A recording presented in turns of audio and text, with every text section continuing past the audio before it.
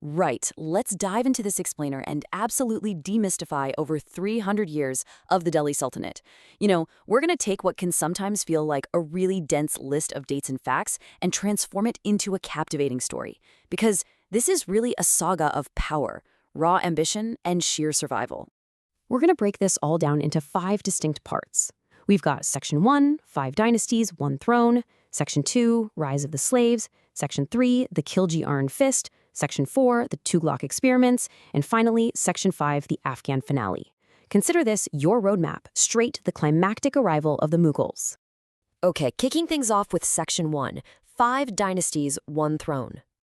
So, here is our timeline. We're looking at 5 distinct dynasties ruling sequentially.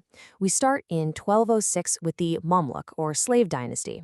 Then, skipping ahead to 1290, the Khilji step up. By 1320, we see the Tughlaqs rise, followed briefly by the Sayyids in 1414, and then finally, the Lodi Dynasty emerges in 1451, ruling right up until a massive clash in 1526. Now, this right here is literally our cheat code to understanding this entire history. We call it the power pendulum. See, there's a constant inverse relationship at play.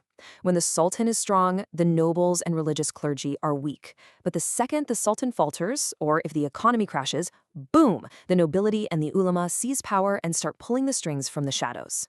And keep your eyes on the capital city, because as that power pendulum swings, the capital actually physically moves across the map. It's a direct reflection of the Sultanate's shifting ambitions. They start in Lahore, move to Delhi, venture deep south to Daulatabad, and eventually end up in Agra. Think of the capital as the physical heartbeat of the empire. Wherever the real power went, the entire city practically followed. Moving right along to Section 2, Rise of the Slaves, also known as the Mamluk Dynasty. So look at iconic monuments like the Qutb Minar. It's so easy to assume one guy just ordered it built, right? But actually, 4 different rulers from 3 entirely different dynasties contributed to this single marvel over time. It wasn't built in a day, it's basically a physical timeline of the Sultanate itself, standing right there in stone. But listen, ruling wasn't just about building giant monuments. It was about surviving the nobility. Created by Iltutmish, this group of 40 elite slaves, the Chahalgani, are the perfect representation of the nobility side of our power pendulum. These guys were the ultimate puppet masters, constantly plotting to install weak kings so they could rule entirely from the shadows.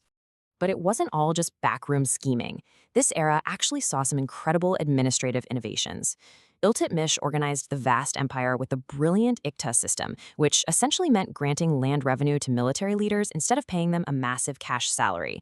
And then there's his daughter, Razia Sultan. What a total trailblazer. She famously defied the Chahalgani, cast aside traditional female dress to wear male armor to court, and ruled based on true meritocracy, completely ignoring gender or Turkish bloodlines. Well, eventually, Sultan Balban steps up to the throne. Balban was a former water boy who miraculously clawed his way to power, so he knew exactly how dangerous those 40 kingmakers were. And his solution? He ruthlessly crushed them. He instituted mandatory prostration, meaning proud nobles literally had to kiss his feet, and he declared himself the shadow of God. He violently swung all that power right back to the Sultan. Which brings us to Section 3, the Khilji Iron Fist, and the era of absolute control. Talk about a dramatic family feud. You seriously couldn't find 2 men who are more opposite. You have Jalaluddin Khilji, who actually appeased the masses with incredibly tolerant policies. But his son-in-law, Alauddin Khilji, he had a very different philosophy. Alauddin straight up murdered him to establish an iron-fisted, centralized regime where his word was absolute law. Alauddin basically locks down everything. He completely neutered the nobles by banning them from throwing parties or even intermarrying. And to afford a massive army for conquering southern India, he instituted unbelievable market price fixing. By strictly controlling what housing and food cost, he could pay his soldiers much lower wages without sparking a rebellion. It sounds incredibly modern for the medieval era, doesn't it? The guy was micromanaging the economy on an imperial scale. All right, on to Section 4, the Tughlaq Experiments. Ambition and, monumental failure. So, Muhammad bin Tughlaq looks out at his massive empire, which is now at its absolute territorial peak, and optimistically decides it's time to experiment. He shifts the capital hundreds of miles south to Daulatabad. He creates a brand new token currency, valuing everyday bronze just like silver. And he launches this massive agricultural loan department to try and boost the economy. On paper, these policies sound so forward-thinking, right? So you really have to wonder, why do these brilliantly creative ideas just completely fall apart? How does an empire at its absolute maximum strength suddenly collapse in on itself? Well, the reality hit hard. The new capital of Daulatabad simply didn't have enough water, forcing everyone into a devastating march right back to Delhi. That token currency? Yeah, it turned every single household into a counterfeit mint, absolutely hyperinflating the economy. And corrupt officials just pocketed the agricultural loans, completely bankrupting the state. So the economy tanks, right? Which means the next ruler, Firoz Shah Tughlaq, finds his grip on the throne incredibly weak. And just like we talked about, that power pendulum swings violently back to the ulama, the religious clergy. To appease them and desperately keep his fragile throne, he's forced to implement the strict jizya religious tax on non-Muslims. The Sultan was definitely no longer in absolute control. And that perfectly sets up Section 5, the Afghan finale, starring the Lodi Dynasty.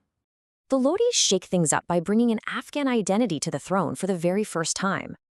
And notice the geographic shift here again. Sikandar Lodi actually founded the city of Agra and moved the capital there. This shift perfectly set the stage for Ibrahim Lodi, who was about to face the ultimate historical showdown. And it all comes crashing down violently in the year 1526 at the First Battle of Panipat. The ambitious Babur brings in superior battle tactics and completely defeats Ibrahim Lodi. Just like that, in a flash, the Delhi Sultanate is wiped off the map and the legendary Mughal Empire officially begins. Think about that number for a second. 320 years.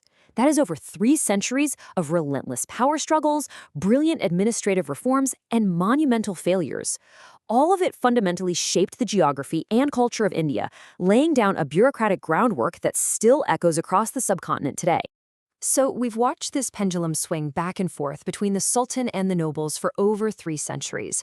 But that leaves us with a huge question. As the dust settled at Panipat, how exactly were the arriving Mughals going to handle this delicate balance of power? How would they stop that pendulum? Well, that is a fascinating question for next time.